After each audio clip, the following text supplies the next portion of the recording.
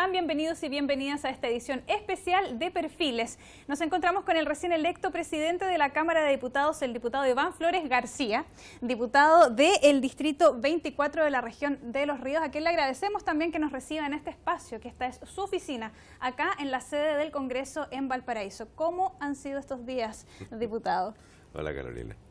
Y un saludo a la gente que ve el canal de la Cámara. Disculpen mi afonía, pero tal como lo dije en mi discurso, la verdad es que tanto la Virgencita de los Vázquez como Santa Psin me han ayudado a poder enfrentar, primero, todo este acto democrático, acto que valida finalmente que uno ocupe un cargo de esta investidura, que intentaré por todos los medios de cumplir con las expectativas y lo que espera la ciudadanía.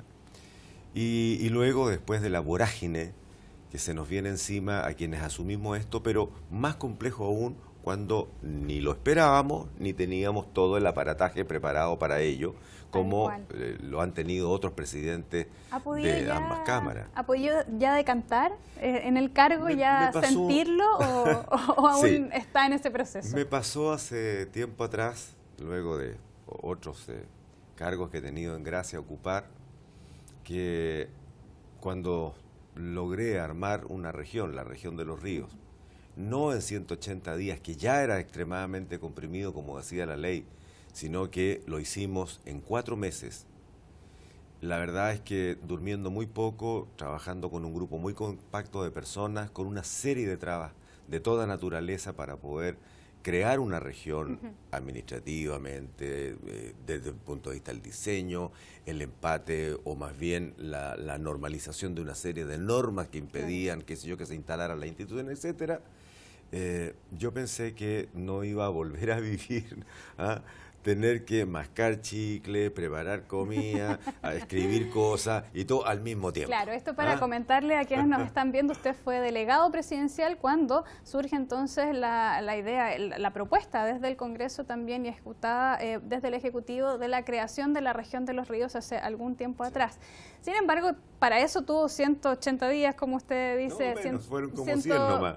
100 y tantos días para poder preparar esto. Sin embargo, aquí fueron una cosa de semanas, si es que menos, porque cuando lamentablemente se comunica también que el diputado Gabriel Silver, que era quien iba a ir a esta elección, finalmente baja su candidatura. Rápidamente desde el partido comienzan a salir nuevos nombres y se llama a una elección interna. ¿Cómo vivió ese proceso de elección interna? Bueno, en primer lugar, efectivamente fue un lapso extremadamente corto para preparar a cualquiera de los camaradas que tenían la opción de presentarse ante la sala como en la elección en representación de la oposición, ¿cierto? Porque recordemos, y para que la gente entienda bien, de lo que significa los pactos políticos y cómo estos, luego de acordados, se van implementando de acuerdo a las fuerzas políticas y al cumplimiento justamente de los acuerdos por parte de esas fuerzas.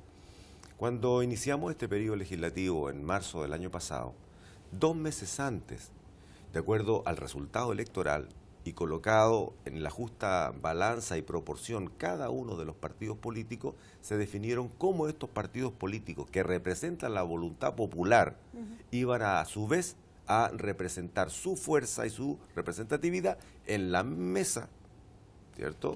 Que es la presidencia y las 2 vicepresidencias de la Cámara, pero también las presidencias de las comisiones. Esto forma parte de lo que habitualmente además se realiza en la Cámara de Diputados cuando existe este cambio de legislatura. Generalmente se generan estos acuerdos políticos para llevar una cierta gobernabilidad al interior de la corporación. Como las elecciones son en noviembre y el cambio de mando se hace en marzo, hay varios meses para ir preparando todo esto y generar entonces la plantilla de los cargos directivos que va a tener la Cámara de Diputados en cada una de las comisiones permanentes y de la mesa, por los 4 años. No son nombres de personas, son espacios que le corresponden a los partidos. ¿Por qué he explicado esto? Porque a veces la gente interpreta como que esto es una repartija. No es así.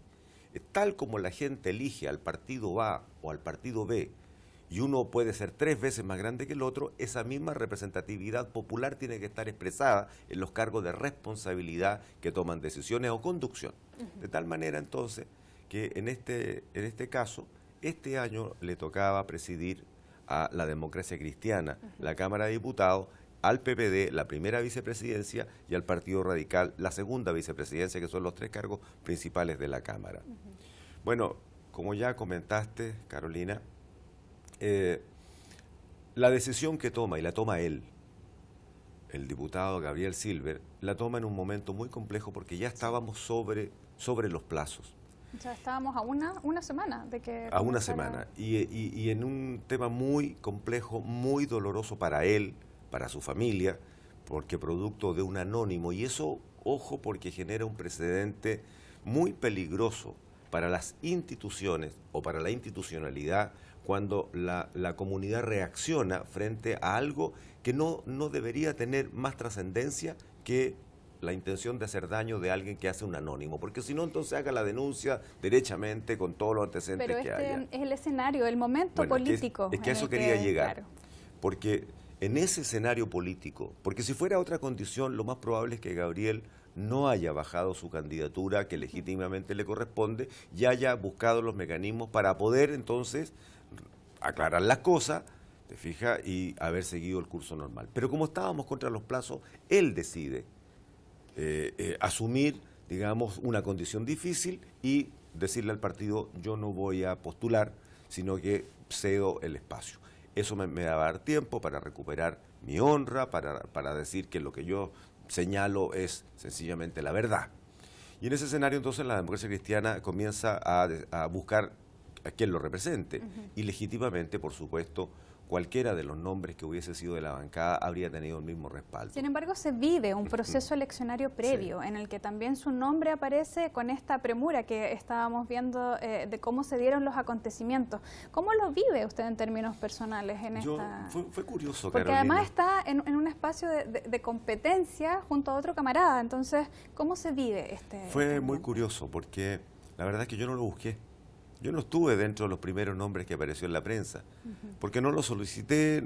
Yo entendía de que ya había un acuerdo previo, te fijas, con otras personas, y lo que ocurre es que un grupo de camaradas de la bancada me dice, Iván, mira, nos das garantías y queremos que presentes tu candidatura. Y cuando empezamos a ver que se agregan más, yo dije, ok.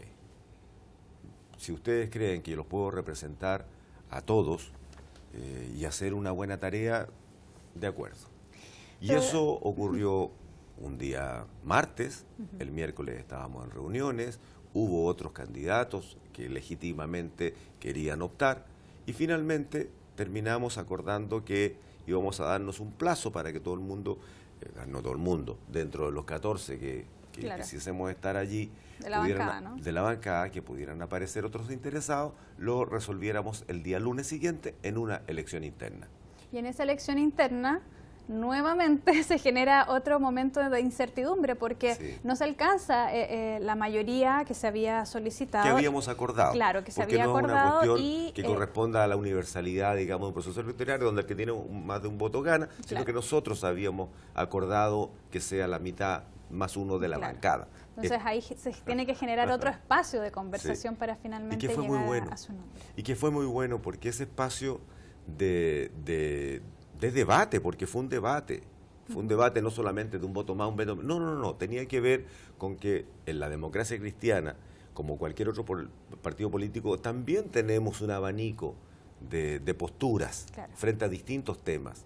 Y que era justamente uno de los temas que tensionaba el ambiente que se vivía por sí, fuera, a la expectativa un poco de lo que pasaba en el Partido Demócrata Cristiano con la elección de cuál sería el candidato, y que sí, tiene que ver también, por ejemplo, con la mirada que tiene el Frente Amplio, con la mirada que tiene el oficialismo, con respecto a cómo se podría manejar políticamente internamente la Cámara de Diputados. Y con un ingrediente más, que es muy complicado, con los medios de comunicación colocándonos a Víctor Torres y a mí en unas posturas casi extremas. Sobre todo en temas valóricos. Partieron catalogando a mí como moderado y a Víctor como progresista. Después yo ya era conservador y Víctor era más progresista. En fin, la idea, creo yo, no sé si intencionadamente o no, era cada vez polarizarnos más, de tal manera de que yo creo que la intención era dividir a la oposición, ¿no?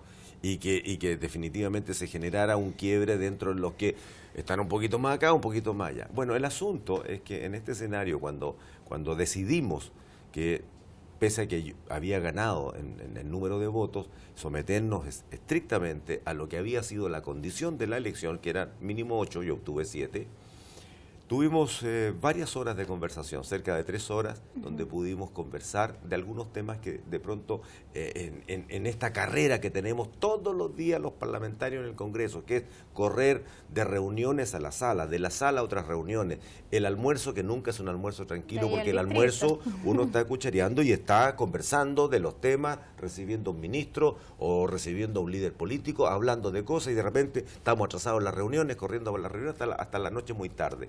No hay tiempo muchas veces de conversar sobre las políticas internas o de cómo vamos a trabajar en el conjunto, digamos, dentro de cada partido. Bueno, y en este caso tuvimos la oportunidad y fue extremadamente bueno. Hay gente que nos dice, pero ¿cómo? Cuando yo y varios otros diputados de la bancada dijimos, salimos fortalecidos. Y nos quedaban mirando, sí, pero no, salimos fortalecidos. Fortaleza que sin duda le sirvió para el día siguiente enfrentar lo que ocurrió acá en la Cámara de Diputados, que en un hecho insólito, finalmente hay una primera elección, no se alcanzan los quórum establecidos de la mayoría más uno, y de hecho el candidato que obtuvo mayores votos fue el candidato del oficialismo, Jaime Belolio, lo cual generó una tensión en todo el ambiente político y tal como dice usted, los medios de comunicación también estaban en alerta de qué era lo que iba a ocurrir. Finalmente, ¿lograría sostenerse el acuerdo de la oposición? Bueno, es que ¿cómo se vivía nuevamente hay como un ingrediente intermedio, y el ingrediente intermedio es que terminamos muy tarde el lunes en la noche en Santiago. Yo estaba con la gripe desatada en ese momento, por lo tanto no tenía el horario para empezar, había que regresar a Valparaíso y después la posibilidad de seguir intentando conversar con algunas personas tarde en la noche. También hay que respetar el descanso de los demás. De tal manera que llegué muy tarde, cerca de la 1 y tanto de la mañana a Valparaíso, un poquito más, y en la mañana siguiente había que venir a la sesión y dar inicio a ella y someterse a la elección. O sea, no tuve tiempo para escribir un discurso, todo lo hice, lo poco que escribí, mientras tanto estaban votando. O sea, por lo tanto, yo no participé de ninguna conversación formal con ningún partido político. Por lo tanto, lo que habían preparado algunos medios de comunicación en este intento de polarizar las posiciones con Víctor y colocarme a mí con una persona francamente de derecha, como algún parlamentario lo señaló, claramente era un hándicap a lo que nosotros intentamos mostrar, lo que yo soy. Yo no soy una persona de derecha, tampoco soy una persona de izquierda. Yo trato de mantener una consecuencia en términos de mis principios, en términos de mi visión de vida, en términos de mi misión de vida, que tiene que ser una misión hecha con humildad, una misión hecha con claridad. Trato de estudiar, trato de aprender para tratar de que eso se haga con más calidad, con más exactitud y que permita en definitiva ahorrarse vueltas para poder llegar a lo concreto, que es lo que la gente quiere. Entonces yo he perdido, y en esto lo reconozco, a veces la posibilidad de reunirme, de conversar en lo humano, en lo personal, con otros colegas diputados, en que uno se conoce más como persona que en el debate. Y en ese escenario entonces me presenté a la elección y bien tú dices, se genera allí una situación inédita. Que yo sepa, no había ocurrido, primero, una dispersión de votos y un movimiento de votos, y que Jaime, a quien le tengo mucho respeto, respecto de su consecuencia, respecto de su valentía, respecto de su calidad, sea el que obtuviera la mayor parte de votos para presidente de la corporación. Y que el resto de los votos de la presidencia también hay algunas señales que en algún momento alguien se detendrá a analizarlas, ¿no? Y que tenemos que hacerlo para sacar lecciones, para aprender, en fin, y corregir algunas cosas sin ninguna duda. ¿Cómo lo vive Iván Flores García desde su lado más humano, desde la persona, no el diputado que está acá y el político, sino que en esta sensación de que sale el resultado de la elección, obtiene mayoría el candidato del oficialismo, hay toda una tensión al interior de su propia coalición? ¿Cómo se vive humanamente todo eso? Y no tiene ningún otro objetivo que para que tú puedas entenderme. Yo trabajé varios años fuera de Chile, en instituciones públicas, en organismos internacionales, de regreso volví a estudiar y luego fui jefe en Mideplan, fui jefe del Servio, fui gobernador, fui concejal y cuando me presenté el año 2000 a una elección para alcalde, mi primera elección, era muy amigo de Gabriel Valdés y él me dijo, Iván, sé alcalde de Valdivia, me dice. Éramos muy amigos, conversábamos todos los fines de semana. Bueno, me someto a la elección y en ese tiempo alcalde era el concejal más votado de la lista más votada.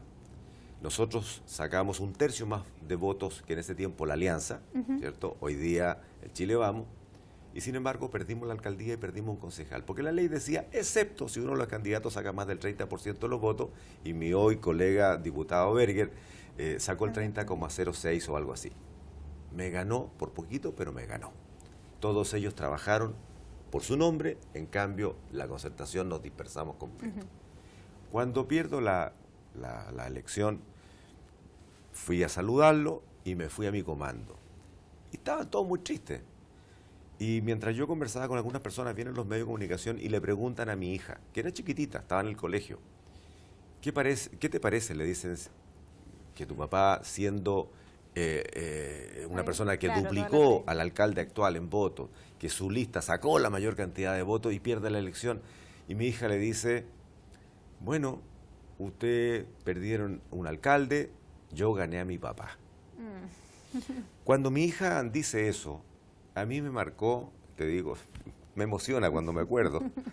A mí me marcó porque me perdí su nacimiento, me perdí su primer día de clase, me perdí un montón de situaciones, de oportunidades en que un padre siempre tiene que estar con su familia. ¿Y por qué las perdí? Por estar trabajando, por trabajar más de 10, 12 horas tratando de hacer cosas, tratando de avanzar. Yo soy un entusiasta por naturaleza. No le cuesta mucho a la gente cuando me presentan una idea, un proyecto, sin que las tomemos y avancemos y avancemos. Cuando me dice eso, yo hago un clic y de ahí para adelante, todos los cargos que tuve en suerte o la gracia de estar en ese momento, yo estaba en la empresa privada y de repente recibo una llamada y era el ministro del Interior y me dice, Iván, necesitamos que seas el delegado presidencial para armar la región. Le digo, ministro, yo estoy en otra cosa, me está yendo re bien. ¿Ah? Tomé una empresa que estaba en números morados y las tengo en números azules y bien azules. Me dice, por favor. Yo le digo, además hay otra gente que quiere ser, que ha estado en el proceso, en fin. Me dice, no, queremos que seas tú. Bueno, asumo la delegación presidencial, ya les conté, es un trabajo de 15 horas diarias, claro. Nunca salía antes de las 2 de la mañana de la pega, con un equipo chiquitito pero maravilloso, que hacíamos de todo.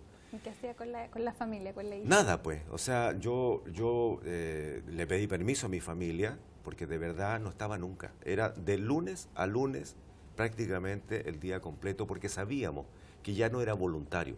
Había una ley que decía que el nuevo territorio tenía que asumir la responsabilidad administrativa y jurídica el día 2 de octubre, a las 0 horas.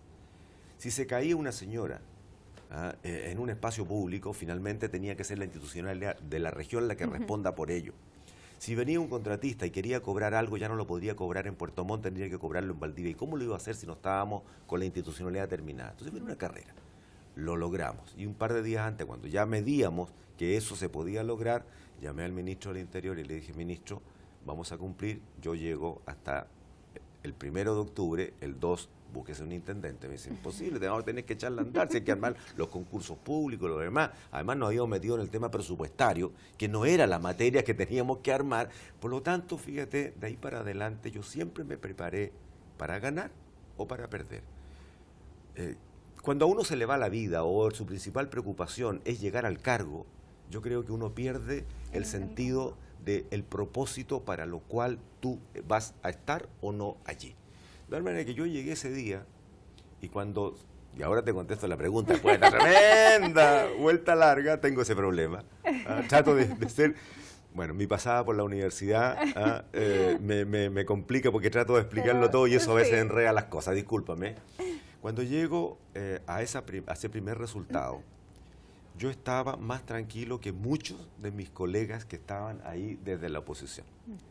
Porque yo estaba absolutamente preparado. La oportunidad me cayó del cielo y eso ya se agradece. El resultado, si resulta, se agradece mucho más porque voy a tener la oportunidad de intentar, y ojalá lo logre, de hacer que esta Cámara de Diputados funcione mejor todavía. Que la comunidad pueda valorarla mejor todavía y que hagamos mejores cosas de lo que se ha hecho hasta este momento. Y si perdía, yo seguía haciendo mi labor parlamentaria tal cual como había llegado el lunes anterior, manejando mi auto y diciendo tengo que revisar este proyecto, tengo que dejar la presidencia de Seguridad Ciudadana, tengo que asumir la presidencia de Agricultura y esa era mi meta. Punto. Pero ganó. Y tales esas mismas ideas que usted señala están también expresadas en su discurso, que rápidamente usted dice que preparó entre elección y elección y entre conteo y conteo de votos. Y me llama mucho la atención esto, de que usted en su discurso señala mucho la necesidad de modernizar el funcionamiento de la Cámara de Diputados, sí, de que los propios diputados y diputadas también se modernicen en su quehacer. Y eso me llama la atención porque, tal como usted señalaba, se le había catalogado muy de conservador, más de moderado. Entonces, este llamado a dar este giro, a avanzar, a cómo conectarse con la ciudadanía de una manera distinta, a cómo hacer que las leyes salgan en plazos que sean mucho más rápidos, porque la demanda ciudadana también es mucho más intensa y más exigente. Entonces, desde allí, ¿cómo piensa usted que se va a lograr acomodar a este nuevo ritmo que requiere la Cámara de Diputados? Bueno, en primer lugar, ser progresista no significa renegar con todo lo anterior. Pareciera ser que de repente cuando uno dice yo soy cristiano, a uno lo catalogan al tiro como antiguo, como conservador. Y no es así. No es así. Uno puede ser perfectamente un empujador de innovación y tener valores, tener fe, tener cosas que vienen de hace muchos años. No colisionan los valores con la voluntad de avanzar o con la voluntad de crear o con la voluntad de innovar. ¿Y qué es esto que usted está empujando en materia de innovación? Bueno, ¿qué es lo que proyecta en lo esto que va a durar alcanzo a señalar, su mandato? Porque tal como dije ahí, yo creo que la ciudadanía y los propios colegas, diputadas y diputados, se merecían un discurso tal vez más elaborado, más pensado.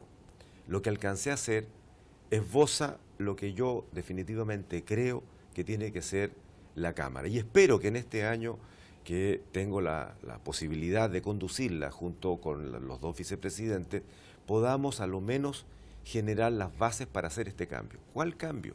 El primero es el cambio de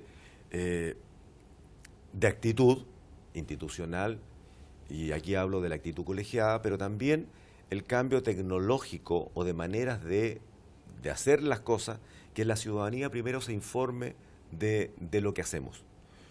Cuando yo veo a mis colegas aquí, y no hablo por mí mismo, cuando yo veo a mis colegas, cómo corremos, tal como lo expliqué al inicio, la preocupación que tienen por tomar distintos temas, nadie se la sabe toda.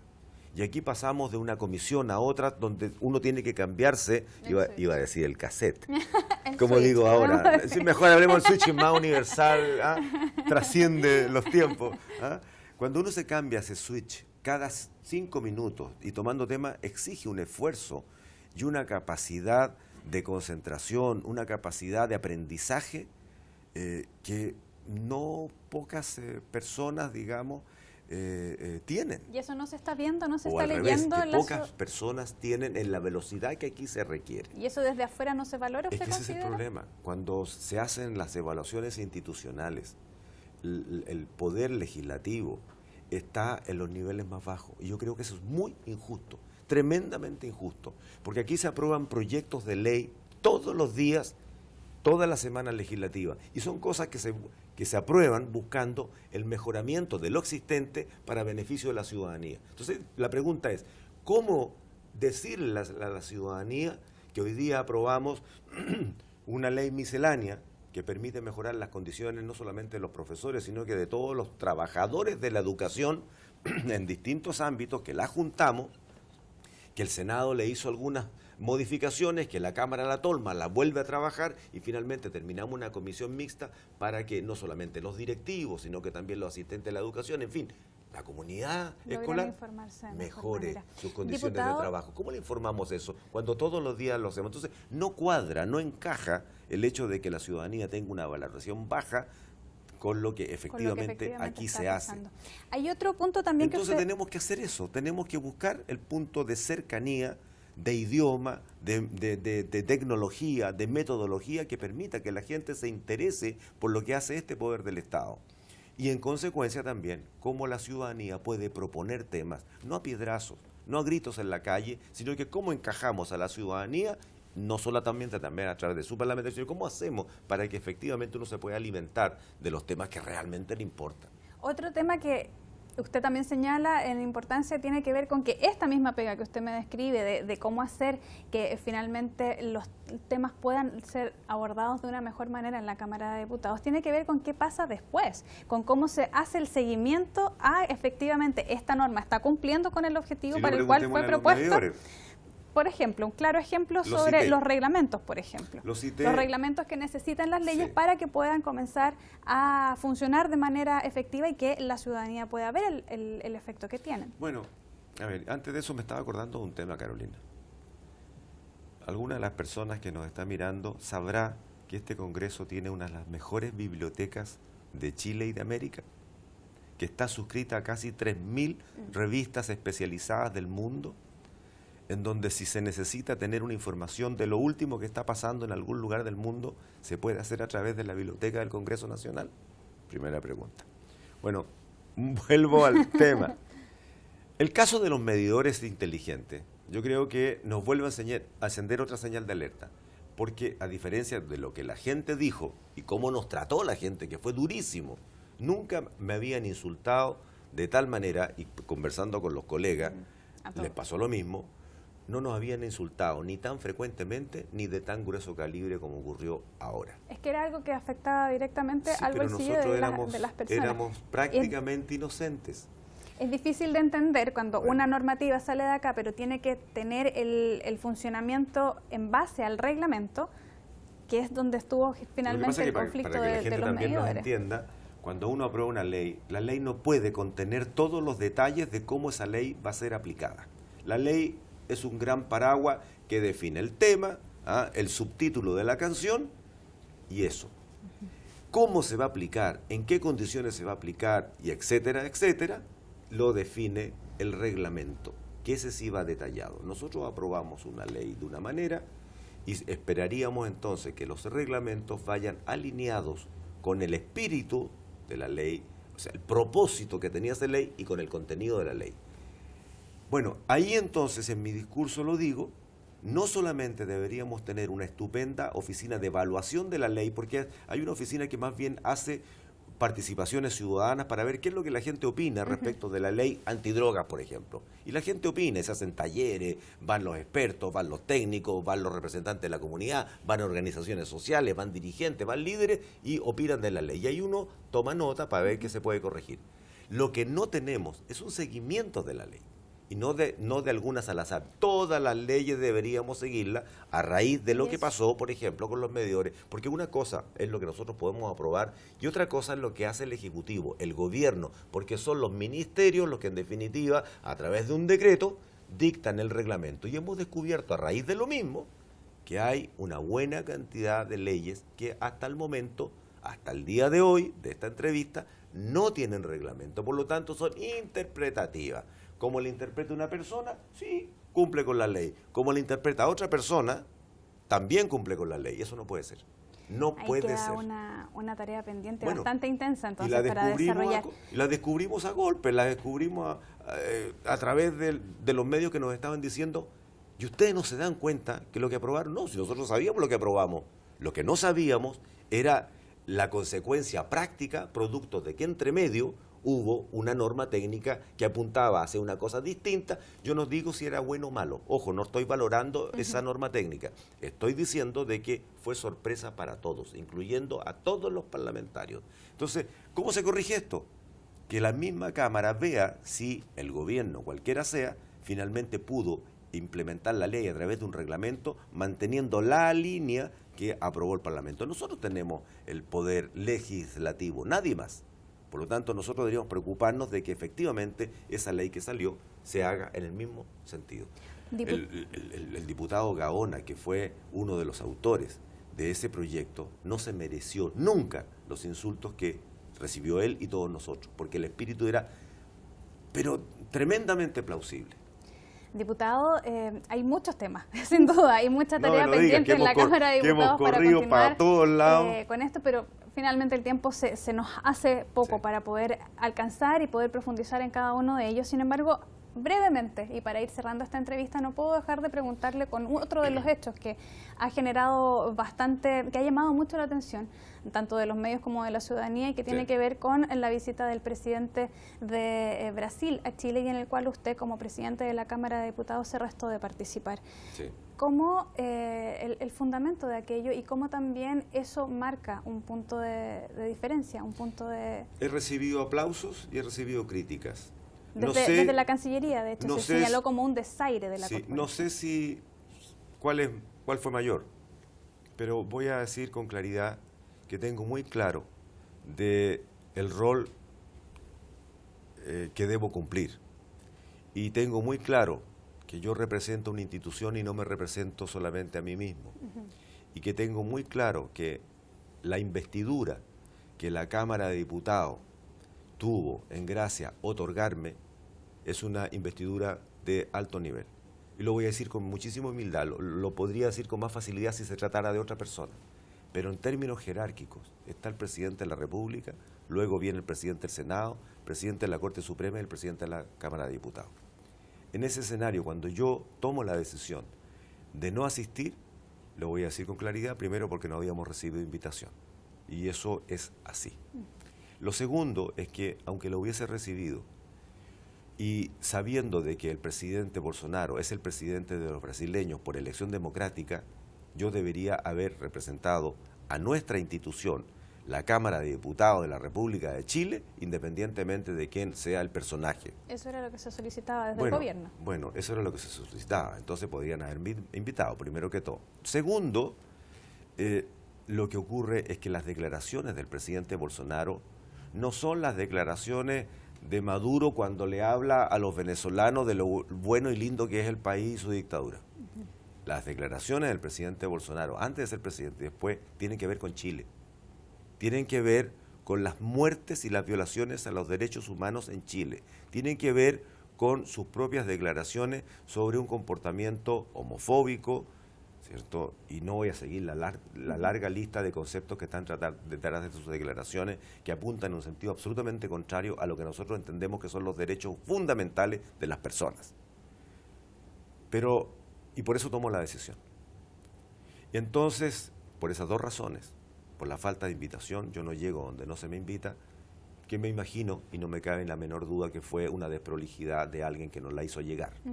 Pero el fondo y lo importante es que también hay que dar señales políticas. Y nosotros aquí no somos un club de cualquier cosa. Aquí somos una cámara política. Y la cámara política hace leyes, pero también da señales políticas a los gobiernos o a los actores políticos. Pero resulta que los últimos acontecimientos, ahora, hace un minuto atrás, nos dieron al presidente del Senado, Jaime Quintana, y a mí, porque estábamos juntos cuando recibimos la noticia, de que una persona, la más cercana del gobierno brasilero, que trabaja directamente con el presidente, señaló que en Chile debería haber habido aún más derramamiento de sangre o algo así. No lo pongo entre comillas porque ese es el contexto, pero entiendo que eso fue lo que dijo ahora. Y eso a mí me parece inaceptable. Por lo tanto, en primer lugar, refuerzo la actitud que tomé respecto de no asistir. Y segundo, me parece que alguien tiene que pedirle explicaciones. Nosotros se las hemos pedido a través de los medios de comunicación, pero tiene que haber una explicación formal. ¿Por qué se inmiscuyen en los temas internos que tanto dolor produjeron a Chile? Si hay alguien que sea capaz en Chile de defender esas muertes y ese derramamiento de sangre, la verdad es que yo no lo podría comprender, mucho menos acompañar. Y peor, si alguien, una alta autoridad de fuera, lo dice cuando su presidente está aquí, la verdad es que es inaceptable. Así que estuvo muy bien que no fuera. Muchas gracias, presidente, por este tiempo para conversar con nosotros y también mostrarle quién es el nuevo presidente de la Cámara de Diputados a la ciudadanía. No hablamos de la guitarra, no hablamos de la canción favorita. Habrá que buscar entonces otra ella me está diciendo, bueno, otra entrevista ¿por qué no se canta un bolerito? Un perfil más cercano de este diputado, el diputado Iván Flores García. Mucho éxito entonces para todos los desafíos que quedan como presidente de la Cámara de Diputados. Gracias por tus buenos deseos, pero si logramos algún éxito, no va a ser por mi gestión, va a ser por el esfuerzo de todos, los parlamentarios y los funcionarios de esta Cámara. Y para la gente que no trabaja en la Cámara y que nos está viendo a través de nuestro canal, dense una vueltecita por acá. Primero, es un buen baño de cultura cívica para que vean lo que ocurrió aquí en esta Cámara. Hay una historia aquí, y en el ex Congreso de Santiago también, pero también van a poder ver cómo trabaja toda la gente para que las cosas que resulten de esta Cámara sirvan a todas las chilenas y los chilenos. Los dejamos invitados entonces a seguir en la sintonía de Cámara de Diputados Televisión. Que estén muy bien y nos encontramos en otra oportunidad. Hasta pronto.